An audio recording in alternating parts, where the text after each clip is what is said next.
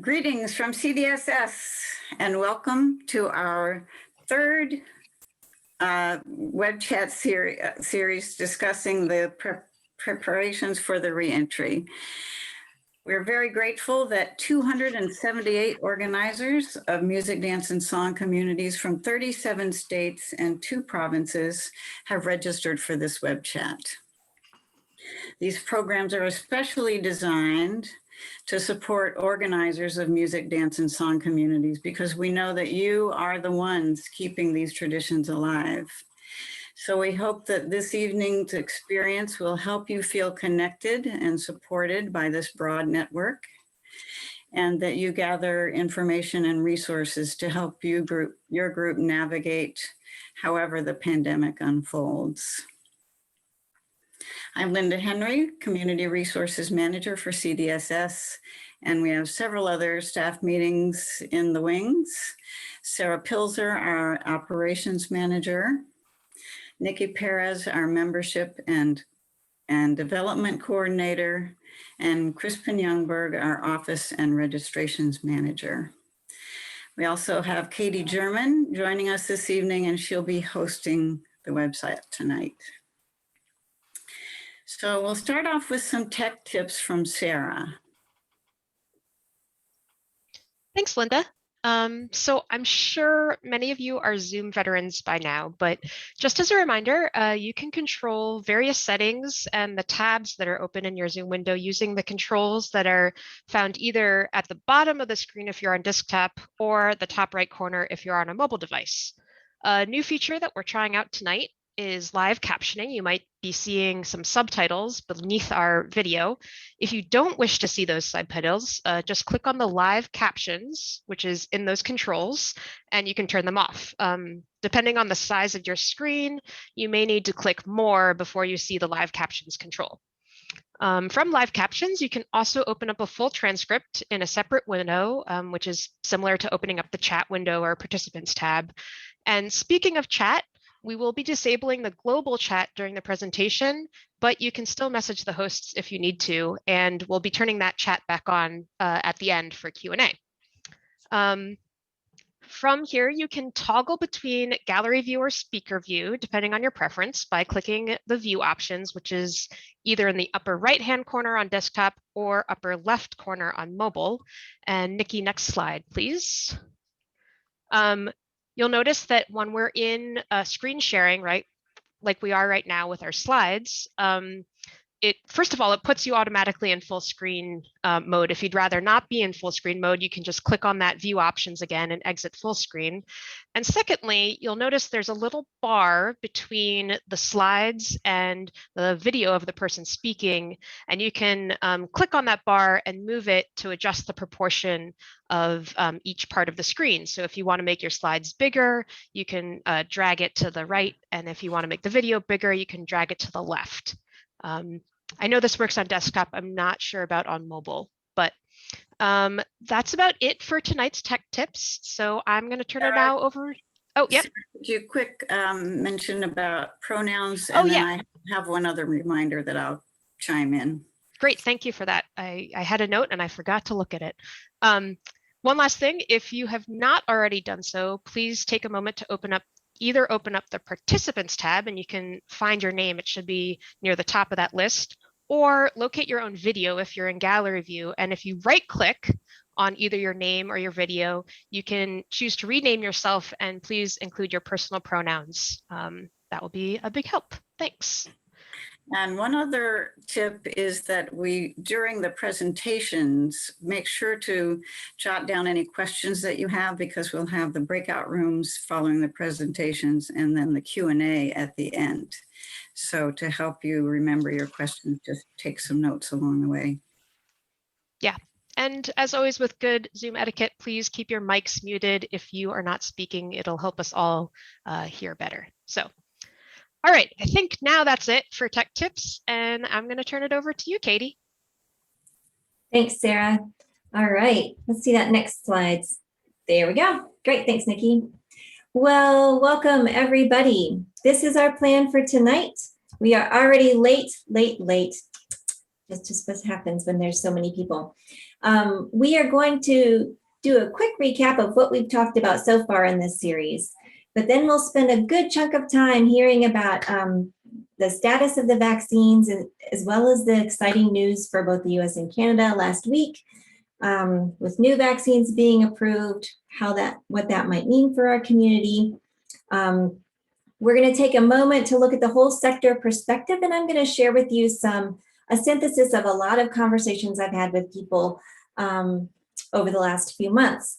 And we'll have some breakout room time. For those of you who don't like to do that, that's a great time to go pet your cat or get some popcorn, but come on back at 8:05, we'll do Q&A with myself and Dr. German. So next slide, please. All right, you know who I am. I wanted to give a few disclaimers. One is that we will be talking a lot about vaccines and health and safety, but this is not meant to be taken as medical advice that applies directly to you. Every situation is nuanced and different.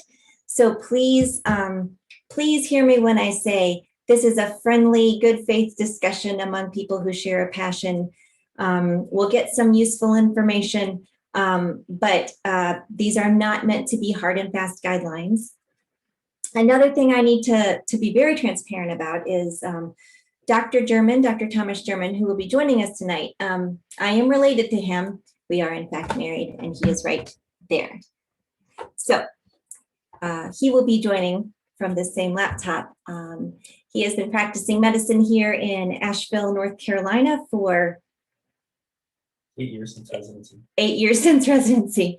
And the other thing I wanted to note about him is that we had some feedback after in the summer when we were joined by a doctor from the Chicago area and contract tracer in the DC area. We talked a lot about urban settings, but we had some folks who wanted to hear a little bit more from a rural perspective, if that makes any difference. So Dr. German here is coming from Asheville, North Carolina, which is not quite as urban as most of the other urban centers that we talked about. All right, next slide, please, Nikki. So just a quick recap of what we've talked about so far. It's hard to believe we're a full year into this pandemic, but here we are. Back in April, we started talking about what we can do for our community, looking at what was on the horizon. And the big theme of that web chat was how our organizers' job description is changing.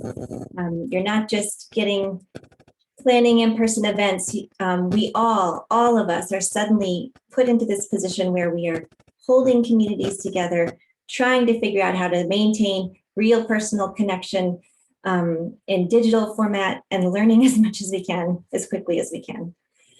In early July, we started this series, which is the goal is to keep checking in throughout the pandemic and talk about what's changing, what we're learning. We really focused on keeping people safe and preparing for the long haul. And then in October, we met again, and we talked about thinking about reentry in phases and focused on the work that we could be doing now. So that brings us to 2021. Next slide, please, Nikki. So I wanted to highlight this great video that I think many of you have already seen. Dr. Doris Segev, and I did get permission. I did exchange text with Dory, but I don't know if I'm saying his last name correctly. But he created a video at the end of December and posted it on Facebook in January. So Nikki, while I'm speaking, can you copy that link into the chat so people can have it in the chat? That'd be great. But this is a wonderful video. It talked about what the new viruses meant for our community and answered. He is getting a lot of questions as a dancer and musician in his area. A lot of his community is asking a lot of questions. So he created this video, and I really recommend you go see it. Next slide. We don't have time to watch the whole thing, otherwise I'd just show it. His take-home points at the beginning of January, where even though there are vaccines in the mix and they are starting to come out, it is still important to socially distance, especially indoors. It's important to wear a mask, especially indoors. Remember that anyone can get the virus, though risk varies. Remember that anyone can die from the virus, the risk varies. And remember that vaccines are not a guarantee. And I bring that up here because even though cases are dropping and we have some new news on the vaccine front, these are still where we are. So I wanted to drive that home. Go watch that video, but let's keep moving now for this conversation. Next slide, please. So where are we in this pandemic? So overall, cases are down due mostly to the end of holiday gatherings, safety mandates that are in place, and the vaccines to a lesser extent. We're still, but it's important to remember that we're still above the initial spike. So if we think all the way back last April when the cases started rising and that felt dramatic and scary, we actually are still, our daily case rate is still above that level. We are much better and much more equipped at, much better at treating the disease, much more equipped. Protocols are cleaner, more concise. So we are making progress, but we're not out of it yet. As I said, there are 2 new vaccines, one in the US and one in Canada that have just been approved in the last week. And Dr. German's going to talk about that just a little bit. There's not a lot of change on rapid testing. It's still in the mix, but it's still accuracy, reliability, and cost are all still very big barriers. And there's nothing right now that looks like a quick fix for us. And Dr. German's going to talk a little bit about herd immunity when he discusses this thing. All right, next slide. So with that, let's turn it over to the professional. I'm going to gently rotate my screen. Hey, everyone. Hope everybody's having a good night. So Katie, my wife, asked me to give a update on the vaccines and what's going on with those currently, and a little bit about the ones that we already have out. So we have about 15% of our population vaccinated right now, so that's great. We certainly want to get up to a much higher level so that we can get to that coveted herd immunity level. So that number is still variable, but 70% plus is certainly where we're shooting for, with hoping for some sort of herd immunity that's going to limit transmission. So currently out, as many know, are the Pfizer and Mrna vaccines. If you're over 65 or have medical conditions, you may have already been able to get some of these vaccines. If not, then you're likely still waiting for a little bit longer. These are 2-part vaccines, roughly about a month apart. The second vaccine providing even more protection than the first. These are mRNA vaccines. Lots of people have concerns because we haven't had a widely distributed vaccine like this out before, but this is a method that we have used before with Zika and Ebola in other parts of the world. So these vaccines drop a little piece of information into the cell, not to the nucleus. So it is not changing our DNA. And then that little piece of information creates a spike protein, which is found on the coronavirus that our body then responds to. The Johnson & Johnson vaccine that was just approved, and then the Astrazeneca that was approved in Canada and hopefully will be approved here as well, are single-dose vaccines. Actually, the Astrazeneca, I'll have to double check on that. But those are viral vector vaccines. So very similar mechanism in that we are getting a piece of information into the cell, this time using a virus and an adenovirus that cannot replicate. So we're not infecting anybody. This is not a live virus or an attenuated virus. So this can be given to people with immune compromised states. Similar mechanism, though, that we are providing this piece of information to the cell that then places this spike protein out so that our immune system can respond to it.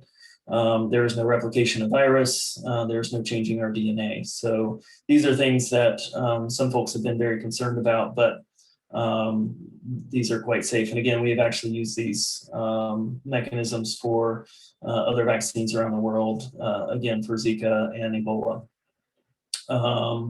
So the efficacy has been extremely high, even better than we had hoped, which is awesome.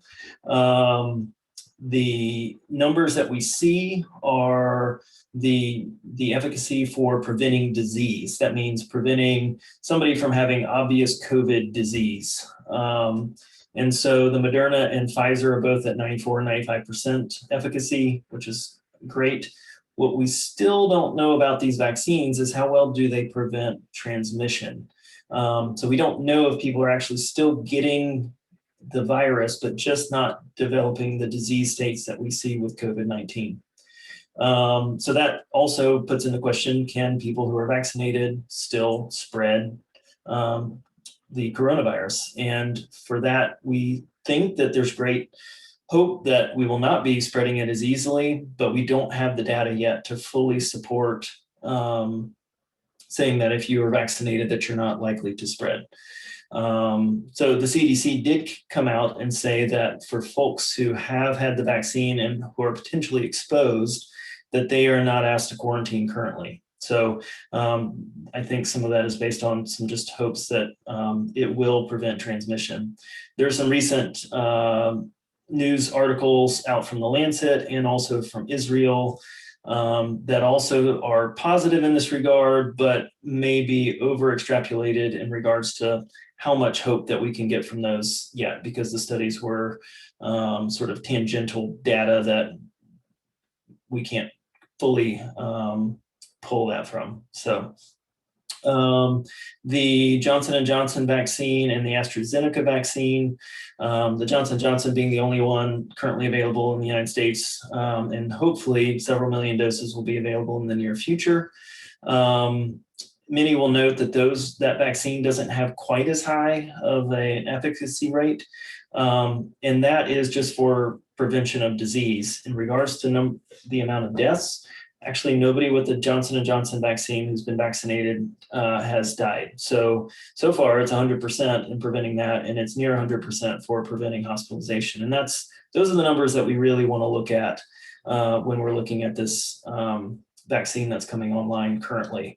I think if anybody in any community has any chance to get these vaccines, regardless of whether it's Pfizer, Moderna, or the new Johnson & Johnson, I would advise you go ahead and get it. I think the sooner everybody who's, That's friendly advice from a doctor who doesn't know your full medical condition. That's right. But we don't want to think of this as a second-class vaccine, the Johnson & Johnson. So, anything else on the vaccines that you want me to add in right now? Yeah, well, we have we had some questions that people sent in ahead of time, which might be a great kind of guide for what comes next. These are dance, music, and song organizers. So we're talking about folks who organize events from either a large indoor gathering to like Morris teams where they can get together in a small contained group and dance together. So, I mean, I think a lot of what's on everybody's mind is what does this mean and when can we get together and when is it safe? But let's answer some of the questions that came in and then see where we go from there. And if you have questions as you're listening, jot them down and remember there'll be a Q&A later to bring them up. So let's see, whoops, hang on folks, I need to change the view back to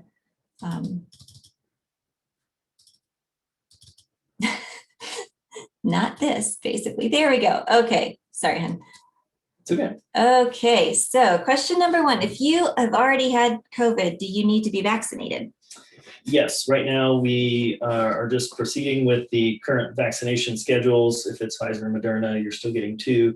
There's some information about possibly only needing 1 if you've already had COVID, but right now the plan is that you would still get vaccinated to make sure that your immunity is full. There are some people who have had COVID disease from the coronavirus and did not develop a significant immune response.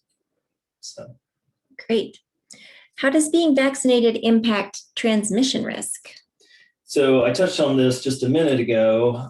We're still not completely sure, and there are more studies coming out on this. I hope later this summer we'll have some more information. The studies are actually pretty complicated, as you might expect, to get the data that we want out of this. Currently, the overall transmission is going down. So any study done right now, they're going to have to make sure that they're accounting for that as well. Also, almost near daily testing may be necessary to try to figure out, and lots of contact tracing to see if the vaccine is truly preventing transmission. We just don't know if we get the vaccine, if we do get a low level of viral replication, is that enough to pass it to the next person through our nasal passages, or is it not? And this virus is just too new for us to know that yet. All right. Do you think we could utilize rapid testing to get back to gathering in person sooner? So right now, the rapid testing is extremely variable. There's only actually one home test that is approved through the FDA. And you could look that up easily. It's the Elune test, but that was the only one that does not require a doctor visit or a telehealth visit to perform. Its testing characteristics seem pretty good, but it does have a relatively high cost. We also just don't know exactly how to use the rapid testing yet. It will very much depend on the person's risk, the current risk in the area and the prevalence of the disease in the area, and whether that test will actually perform well to help prevent transmission. It may actually take several tests in a row to prevent infections, because the test is not very good at picking up the very early stages of the disease. And it's not very good at testing for folks to see if they are no longer infectious. So those are things that the rapid test is not helpful for. Great. There's Nikki is suggesting that we spell out. Can you spell out the name of that home rapid test? ELLUME.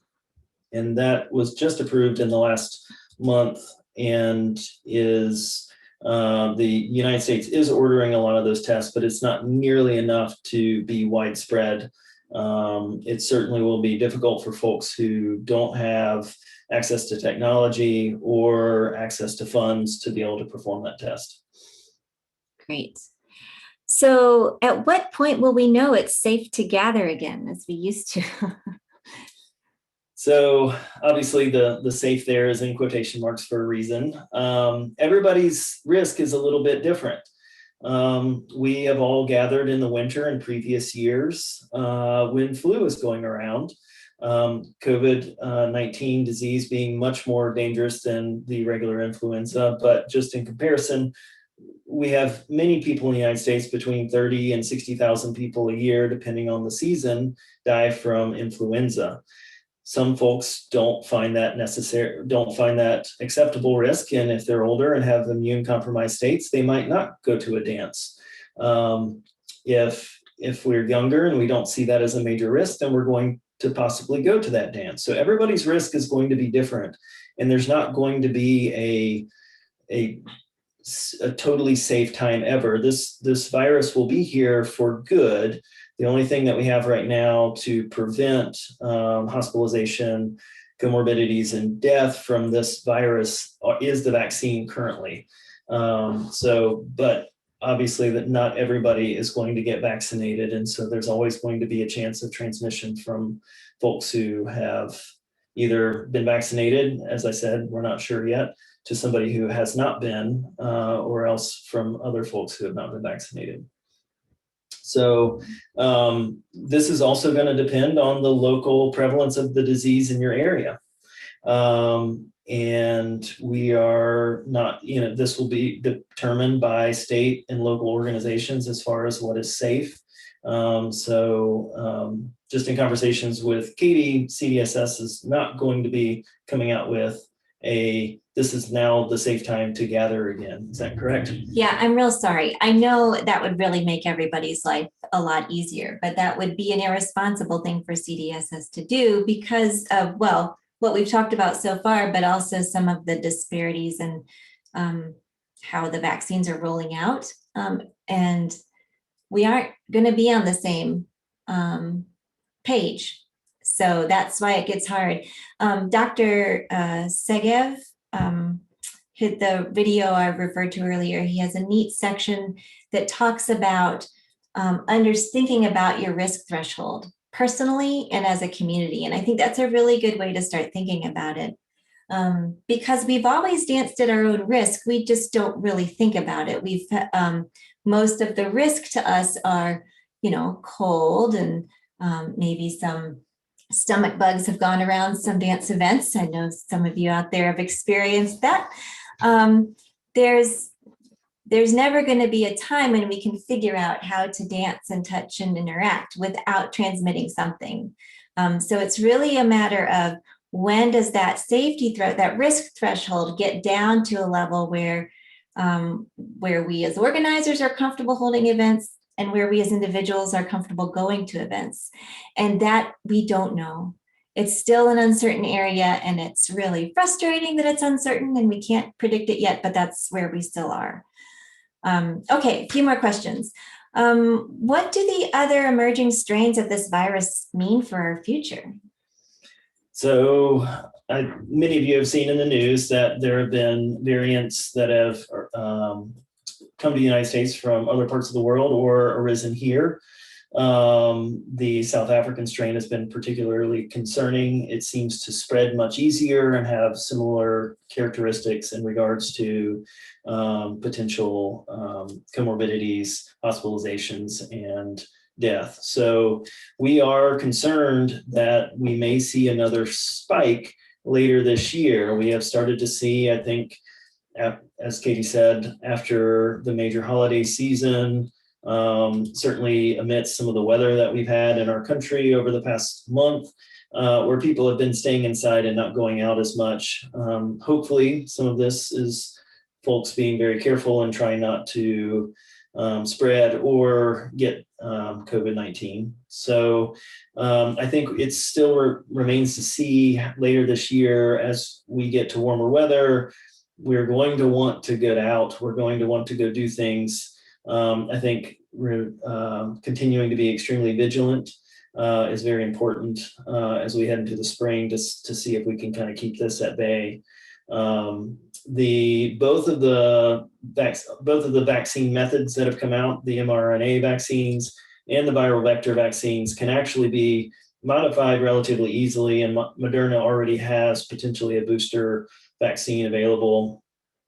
I suspect that in years in the future, we will be getting a new COVID-19 vaccine once a year or possibly every 2 years, depending on how things go. So we'll just have to see how that goes. Yeah. Great. And what does the past teach us about public willingness and readiness to come back together? That's a fantastic question. I have not done that research yet, but I do know that the 20s were roaring, and there were a lot of factors that went into that, including the fact that they had just been through a world war and a pandemic. And I certainly feel like this pandemic is impacting us on a level that they were impacted by that pandemic. I do think that people will come back together and be ready to, and we are just going to have to live through that awkward time when someone or a few organizers try it and we all watch and see what happens, and then a few more and a few more. And that's scary because nobody wants to take that risk. Nobody wants to put anybody in danger. And we are not there yet. I want to really strongly emphasize that even though we're talking about getting back together, I can say with certainty that it would be a mistake to start to rush back now.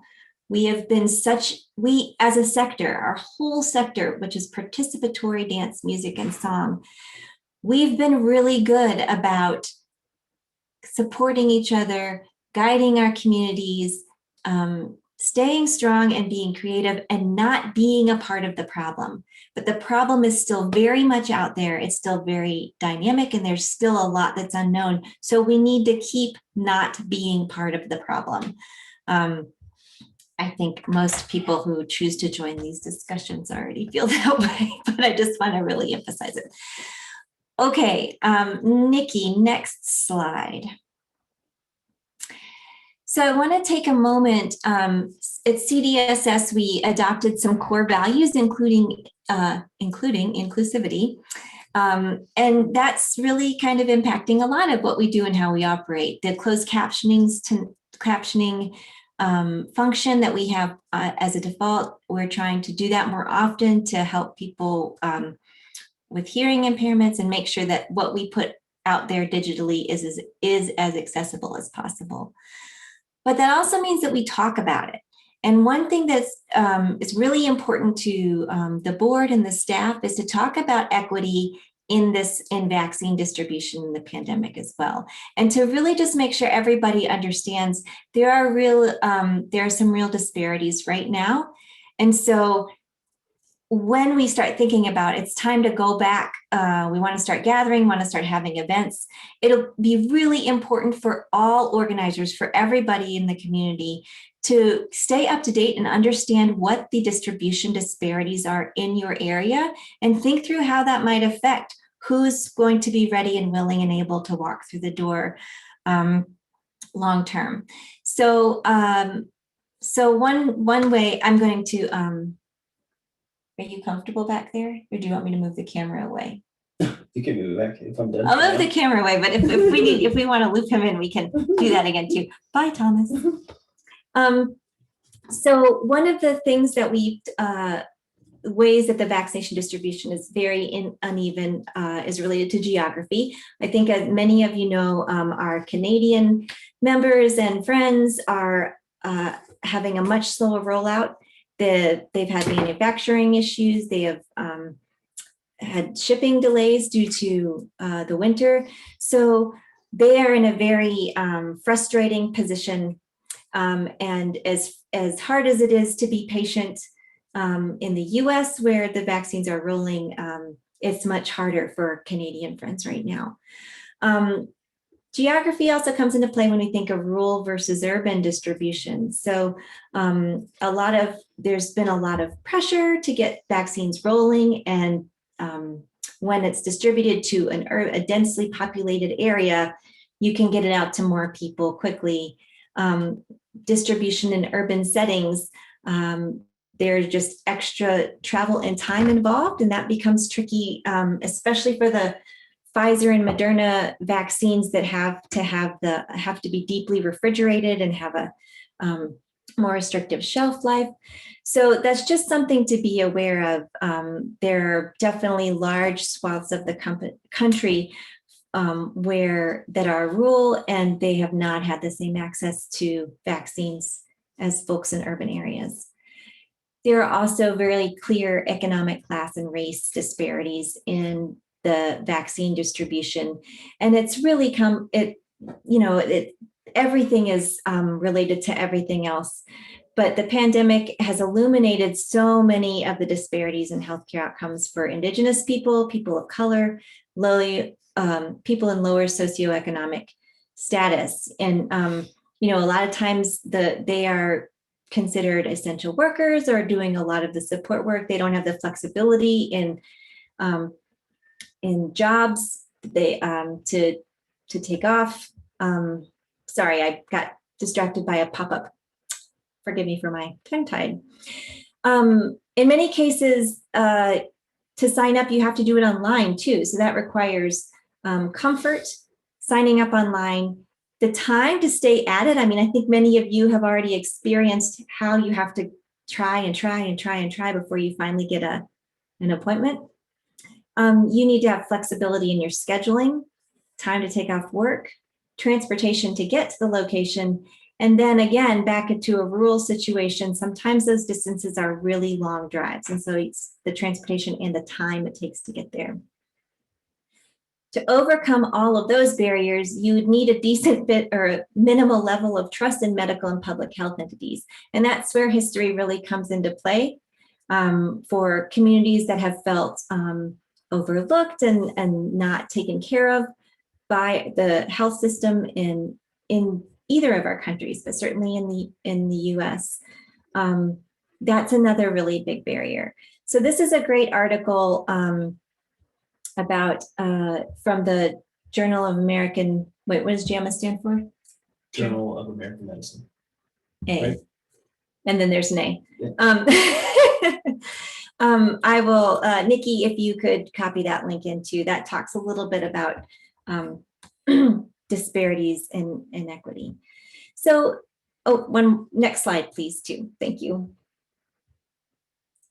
So we also have a kind of situation where we have efficacy and expediency a little bit at odds with each other.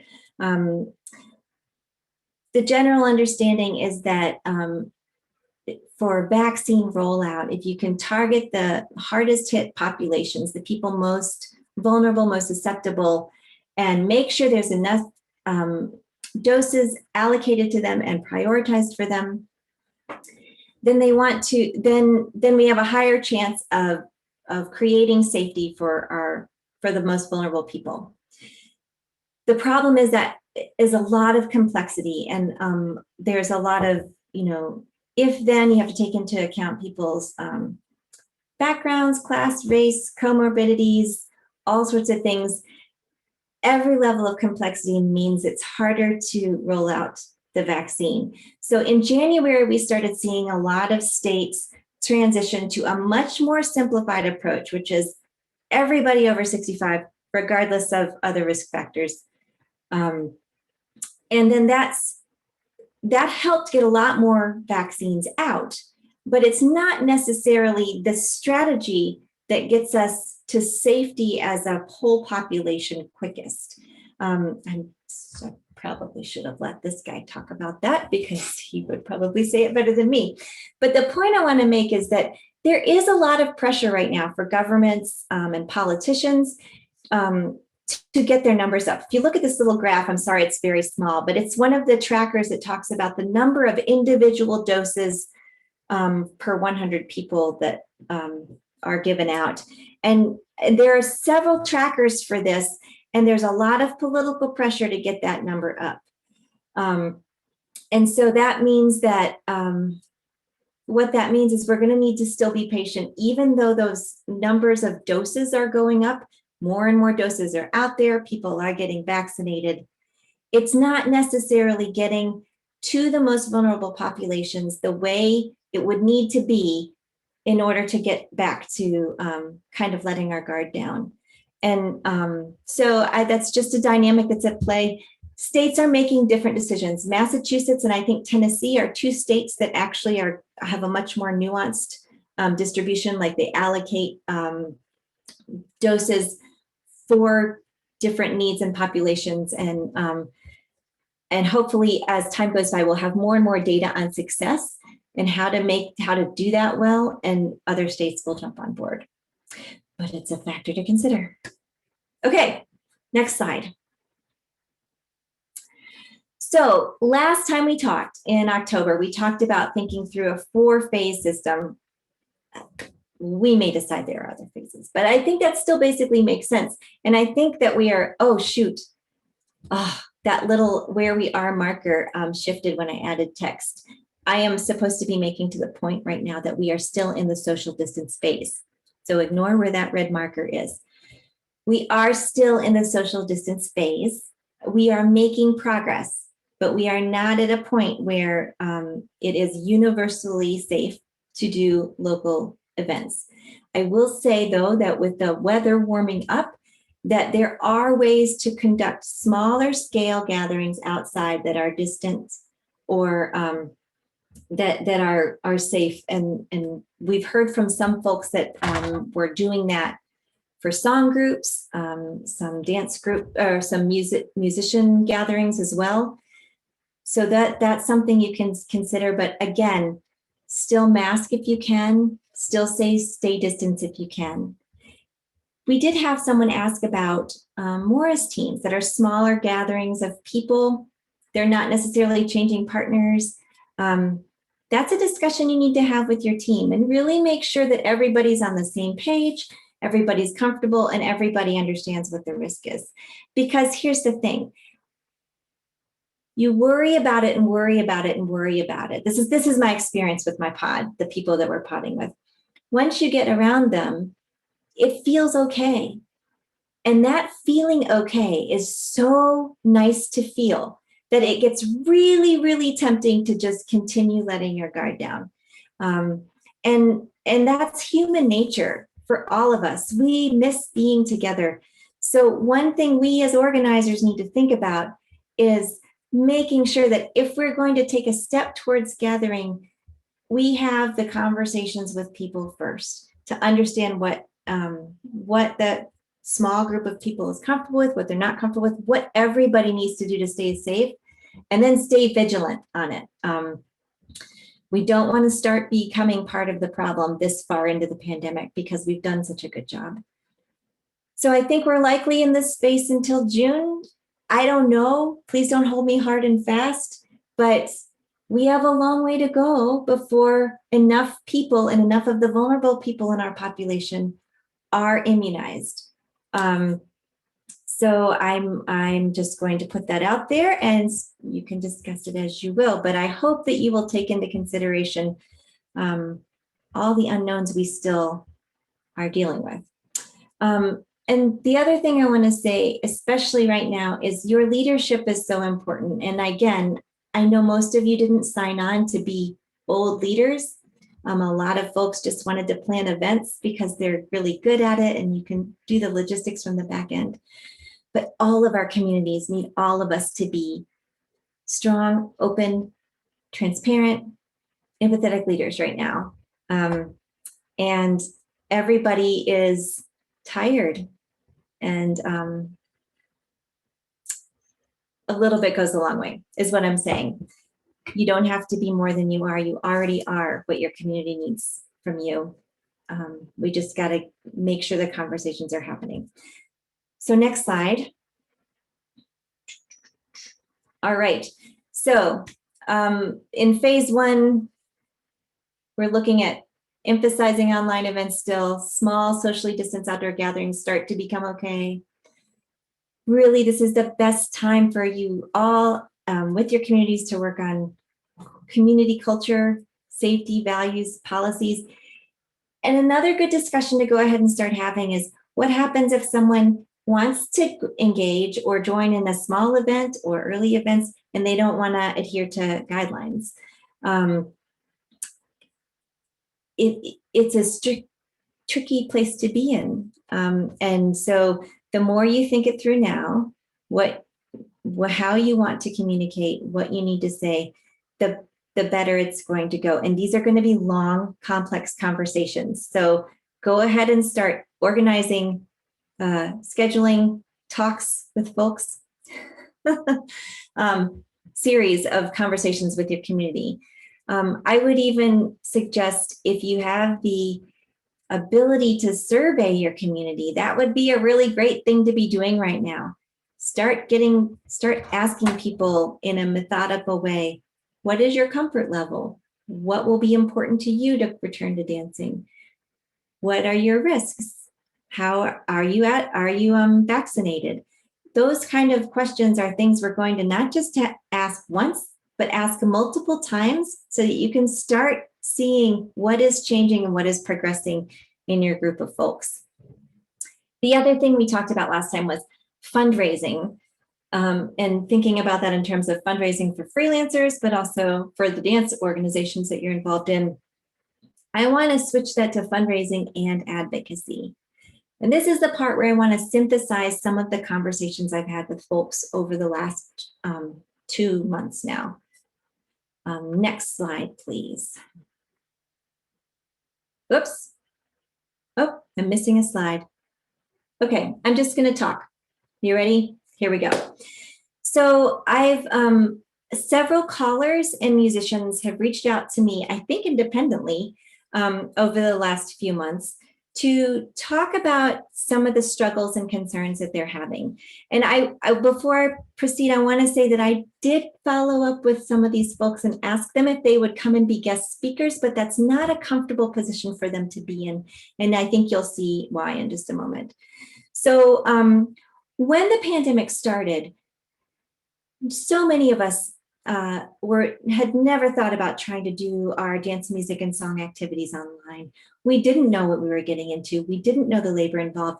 And everyone, organizers, participants, musicians, callers, song leaders, everyone was willing and ready to do whatever we needed to do to take care of each other. That hasn't changed, but we're learning more about the labor involved. And what we have now is a situation where we're learning what the work involved in putting on successful events, the choreography that must be adapted, the singing, the teaching that must be adapted, the technology that must be downloaded or purchased and then learned. There's also the coordination between musicians and then between callers and musicians as well. So what does that mean? At the beginning of the pandemic, when we were all putting it together, the easiest way to show support for the labor involved was to put a tip jar up. And I think a lot of organizers worked really hard to acknowledge that it doesn't feel the same as an in-person event. And it somehow feels less than, but it was still very important. What I would like us to shift to is moving away from that, the mindset that we're doing this only because we can't gather in person. Because one thing that I've heard really consistently from organizers and affiliates and people across the country is that we see a role for online engagements even after we return to in-person gatherings, not to replace in-person gatherings. But there are things that we can do. There are ways we can connect online, and now we know how to do it better, that's going to continue going forward. We have to really think about how to make that sustainable for the people who are involved in putting on those online events. And right now, by and large, we have a sustainability problem in terms of fair compensation for the labor involved.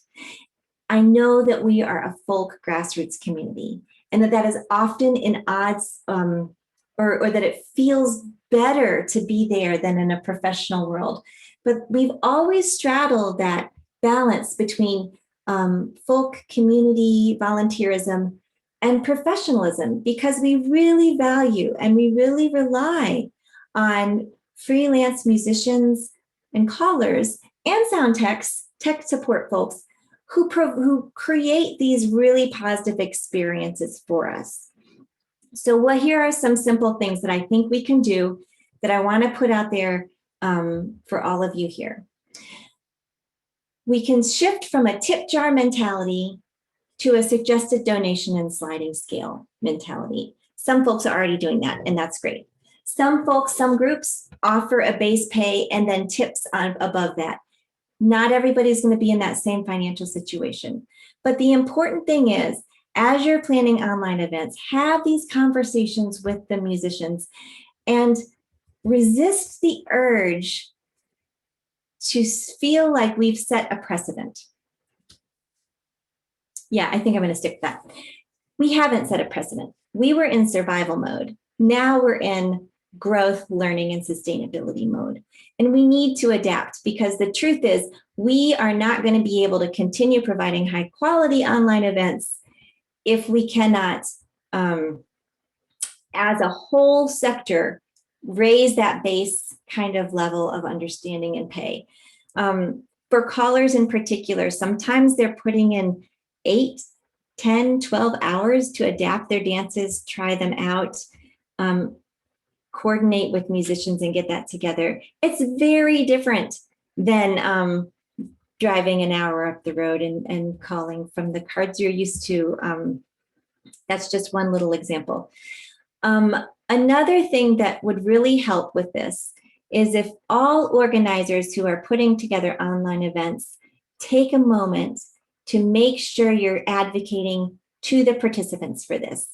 And I think I have talked with some organizers who have said that it feels like we can't ask for money because everybody is struggling and nobody really likes the online events more than, well, I'm sorry, that's hyperbole. very few people are reporting that they enjoy online events more than the in-person events. If they feel less than, even now that we're doing them really well, they still feel like a less than product. But the time is not less than. The time required to put it together and the energy and the effort and all of the things those folks have had to learn, that's a huge investment. So organizers, it's time to talk to your community and help guide your community towards a little bit more equitable compensation. I don't have a suggested rate because cost of living changes or is different in different areas. Many people, there are still many organizers, callers and musicians out there and teachers and leaders who are in a position to work with lower pay. And there will be people who will say they don't need that.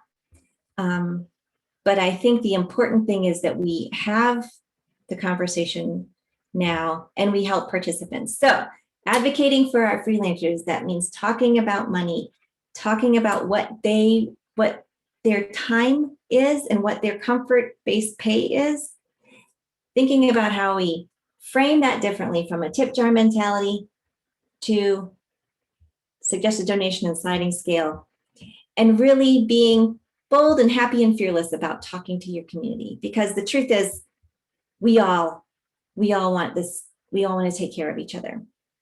Okay, I'm going to stop talking now. We're ready for the next slide. How are we doing on time? Great. All right. So we are going to take a break for breakout rooms. Let's see. I think we probably will only have Crispin time check. I'm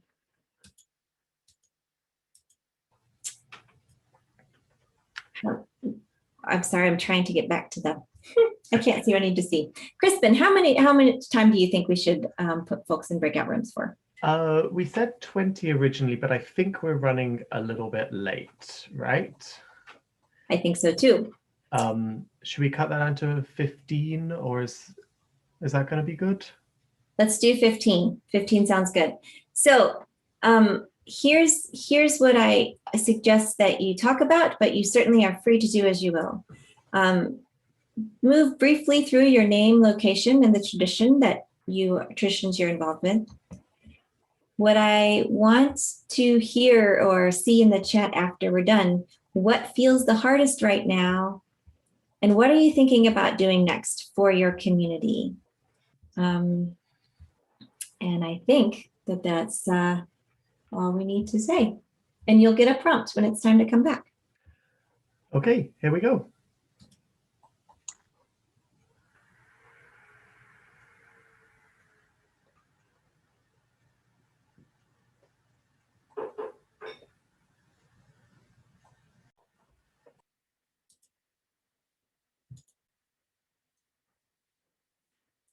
All right.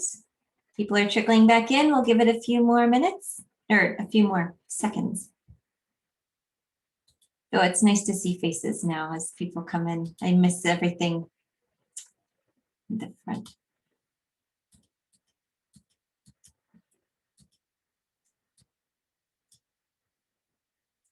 Okay, let's see. Oh, folks still coming in. So this slide says Q&A both ways, but we are rather short on time. So I'm not going to ask questions of you. Instead, there will be some questions about, we're going to put those prompt questions in the follow-up survey questionnaire. And it'd be great if you all could share some of what you talked about or what you came up in those discussions. Now we're going to do an open Q&A time. So you can enter your questions that were already entered into chat. I think we already have captured. Sarah's going to help us keep track as best we can, but use the chat to enter questions that you want to ask. And as time allows, we'll do our best to get to them and answer them. And if it's something that, well, we'll just take it question by question and see what comes. Okay. Great. Yeah. So I've seen this question actually a couple times, so let's start with this one. How do we deal with individuals who have not been vaccinated or do not want to get vaccinated, but will want to come to dances? I don't think that we can give you a blanket set of instructions for that. I do think it's really important to think through whoever's monitoring that or checking that at the front door, what position you're putting them in, or the proverbial front door. I think that we will need to do safety recommendations and guidelines.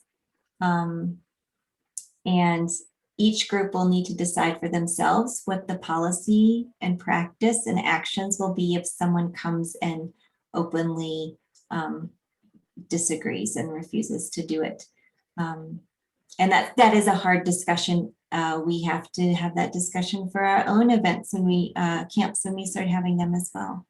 And I'm sorry that I can't give you a policy that you can just easily implement. But we'll keep learning from each other and sharing what goes, how it's going. All right. Another pair of very similar questions. Do you expect CDSS or other organizations' insurance to cover liability in case someone gets ill after coming to a dance? So the insurance that we extend to our affiliates covers the organizations. If someone gets ill after coming to a dance and wants to sue an organization, I think right now it's murky enough that you're protected, but we I'm sorry, how old am I? We anticipate hearing from our insurer that there will be a clause about COVID coming out in the next season. So it may not be the case that organizers will be protected in the event that someone wants to sue because of getting sick. It is important to also remember that the insurance doesn't cover individuals participating at the dance. So let's say we go to a dance and Thomas comes and he's not vaccinated and he dances with me all night and makes me sick. If I decide I want to sue him, that policy is not in play at all. So I think it's really important to just differentiate between what, make sure everybody understands what the policy does cover and what it doesn't cover. But like I say, we think that we will be getting an updated policy with a clause that does not limits protection for COVID transmission. And as soon as we hear anything, we will communicate out to our affiliates. Great. This is a question about the phases that you talked about. Can you explain a little bit why you think geography versus an individual safety practice or risk profile matters as compared to geography? So when you're thinking about basing phases, we talked about local and regional. Why the emphasis on geography?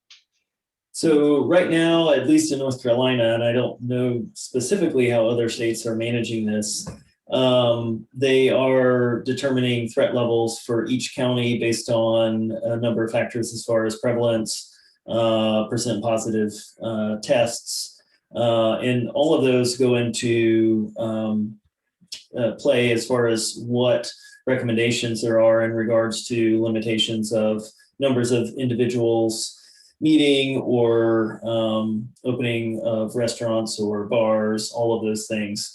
So since we are saying that we are going to be relying on public health organizations or our county and state recommendations, currently those are based on a county by county basis, at least in North Carolina, and I suspect around the country. We certainly saw regions of the country that had big spikes before others. And so it does change sort of on a week to week and month to month basis in regards to the prevalence and percent positive tests that we're seeing. So I think that's where that comes from. Great. Follow up kind of to that. Do you think CDSS would consider offering general guidelines such as like a transmissibility rate, like how low it should be before locality returns in person in general, or does it really depend on where you are?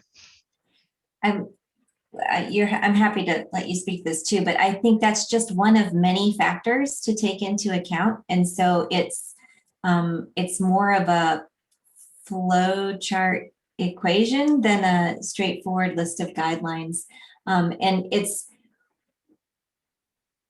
we will be exploring what we can offer that's helpful guidance and what is not helpful guidance. But the truth is, it feels like we will be behind whatever your local assessment will be, because we're going to be trying to come up with a base level, something we can say for everybody, which is not going to be very specific and useful to local organizers. So it'll be really, I don't wait for CDSS to do it. It's not because we would if we could. If there was a way that we could provide this information in a way that would lead to safe gatherings for everybody, we would do it in a heartbeat.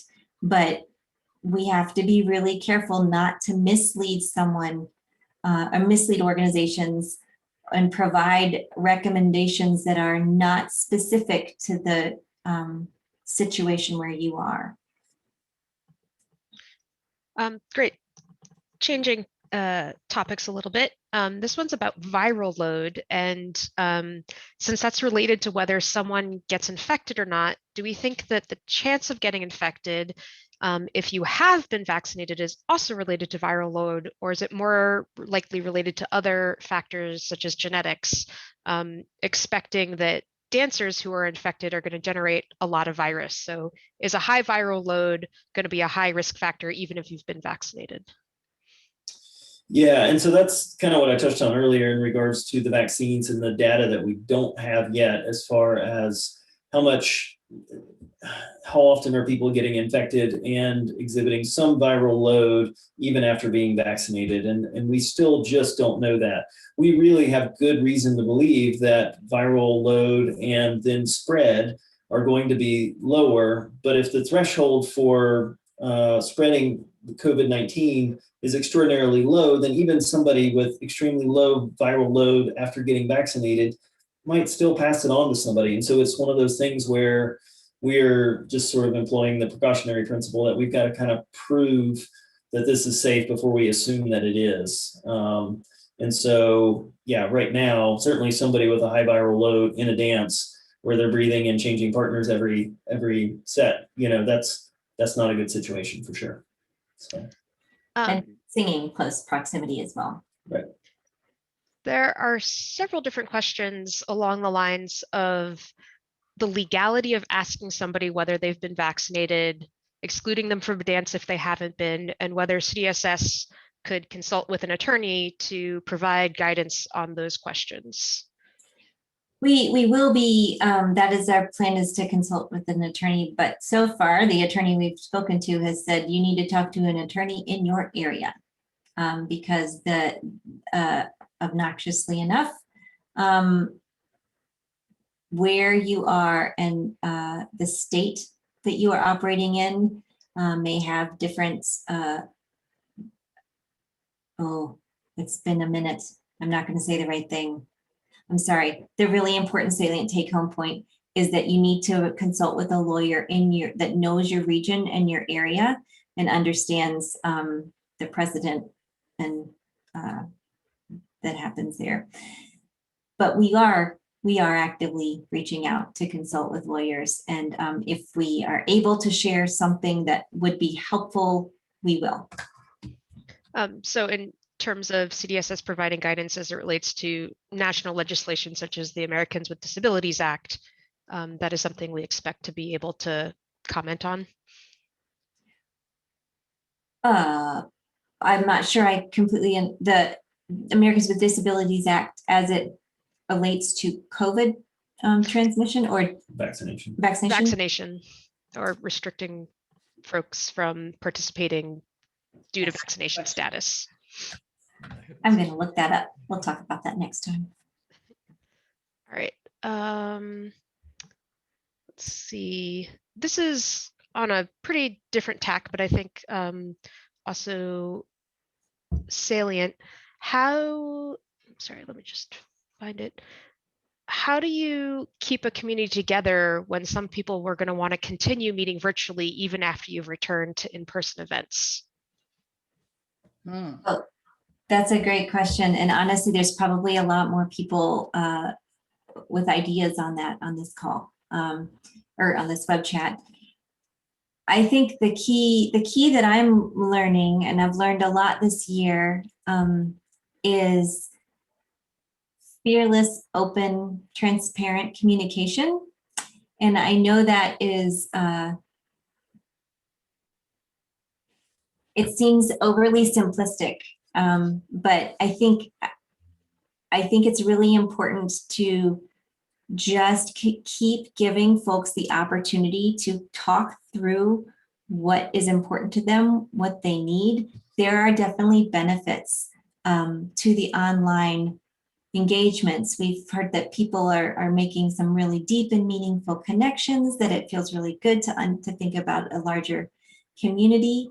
It's going to be really important to understand in your local groups or in your event groups how much that has come into play for the people who are your core participants, the people who are involved, and also to really make sure that you're thinking through, if we have new people coming in the door, new people seeking participatory art, music, dance, and song experiences, to help bridge that gap so that it doesn't become a members only club or kind of an elite thing where just the in crowd is online, but creating those pathways back and forth.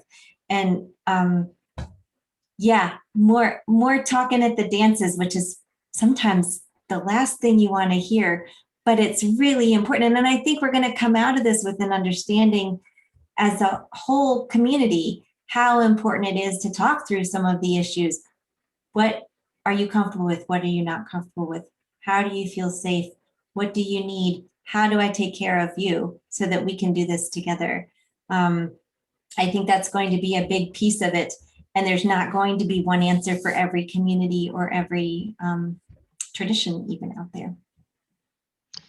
Great. I think we have about time for one more quick question, hopefully quick. And this pertains to sort of, I guess, like once people are coming back, what is the opinion on temperature screening as a methodology for hopefully reducing transmission? John, just go. Yeah, so certainly folks are doing that around. We are doing that with schools. There's a little bit of evidence for that. We're not sure how effective it would be, but it certainly could be a screening tool added. Obviously, there's a concern that some of the folks who are not keeping with other guidelines might refuse that as well, and so that would be difficult. But yeah, I think certainly adding in any kind of protection that we can. I will go ahead and say that I think once we even start to go back to dancing, that that folks, I mean, we're going to be wearing masks for a long time. I hope everybody knows that that's going to be the case, because it still is protective, even if we're going to be relatively close to each other. Obviously, anything outdoors is going to be the best thing to do. But yeah. I'm sorry, this isn't really funny, but I just imagined these amazing, beautiful batik print matches that match people's skirts. I'm sure that already exists out there somewhere. Great. Maybe we can squeeze in one quick follow-up to the questions about lawyers. Is what type of lawyer would be best to ask these questions of? I wrote that down. So I'm taking notes. These are things I want us to research, and I'll try to get guidance on it and get a guest, at least one guest, to come and join us at some point. That would be a great topic for the next chat. So thank you for asking those questions. Yeah, I did just see a comment regarding the temperature checks. I will say there hasn't been really great evidence for it. It is something that sort of makes us feel better about what we're doing. So some folks have said that this is a bit of theater that we do, just like we sort of put on masks with folks that we're right next to all day. That's not actually doing anything. If you're working right next to somebody in a cubicle and you both have masks on, that's too much connection, you're going to pass something. So if we find that there's more evidence for that, then certainly we that could be recommended. But again, it may screen out a few folks, but for the large majority, it may not. So, but that being said, even the rapid test, like we said earlier, may come up negative if people are trying to test before dances or test before dance weeks. All of those things are still not 100%. So. Great. Well, we're gonna have to wrap up so we can stay on time, but we do have a record of all these questions and we will follow up on them as best we can. Thanks, everyone. Thanks. So before you leave, we do have a few wrap up things. Back to you, Katie. Actually, I'm tossing to Linda. All right. Okay, next, there we go. So we're going to send you home with some glimpses of links to resources available through CDSS. We have our resource portal. So if you go to the website, just search for that, and many resources, including COVID-related resources. We also have an online events calendar, crowdsourced lists of online events, and you can submit your own. And we have a way of anyone who would like to support gigging artists, there is a link there that you can provide financial or other types of support. Next slide. And here are more resources. The resource portal I just mentioned. Shared Wait is an online listserv that you can join. And we have grants that are available on a rolling basis. Especially these days, we are offering funding for any group that wants to have an anti-racism training. These web chats are on our website. You can see the video and PowerPoint and chat transcription for this one just in the next few days. If you check out that website, website there.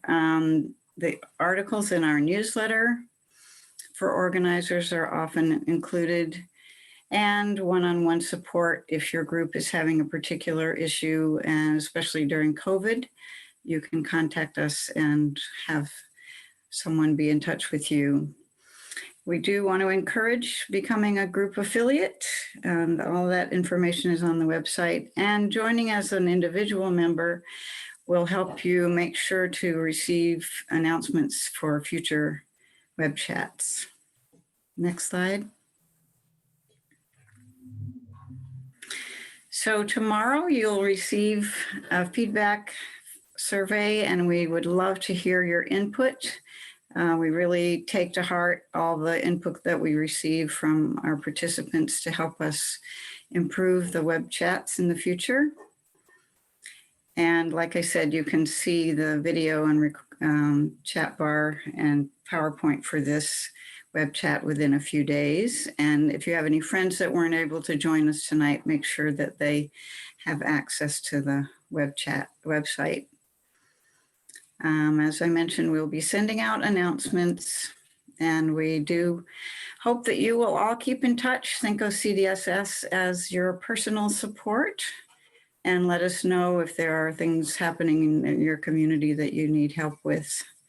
And so there's the email right there, resources@cdss.org. Yeah, thank you, Linda. I also want to share that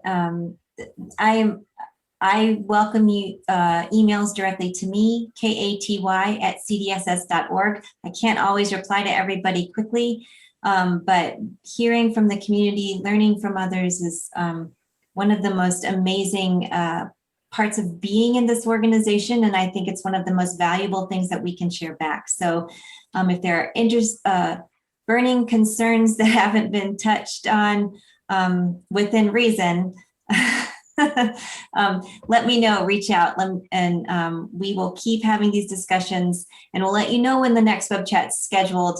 And I thank you all for your questions, your participation, and just, we're all in the doldrums. We're all rounding a year. We're all wondering how much longer this is going to go on, but we've made it a year. We have learned so much, and we are working together in ways that are in some ways more healthy than ever before.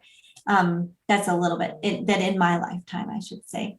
Don't lose sight of that. And if you need to feel grumpy and defeated, let it be. Don't worry about that. But just remember, you are leaders and your community is counting on you. And thank you. Thank you for everything that you're doing. All right. Well, if you want to unmute and say bye, this is your time.